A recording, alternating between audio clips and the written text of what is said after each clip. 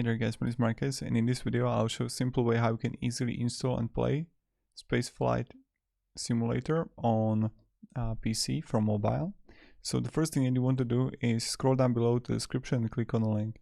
When you're going to do it, you will end up right here to Ldplayer, and you want to click download Ldplayer. It's an emulator, and you want to install it. And I got a free installation video for you. So download Ldplayer, you're going to press install, the path where you want to actually install it, and then install here. Now when you're gonna have it, you want to go and log into your Google Play account. So I'll come here to Home, Systems, App, Play Store, Spaceflight Simulator, and click Install.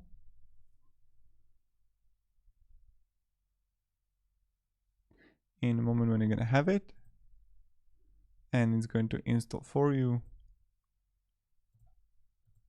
you're gonna press play.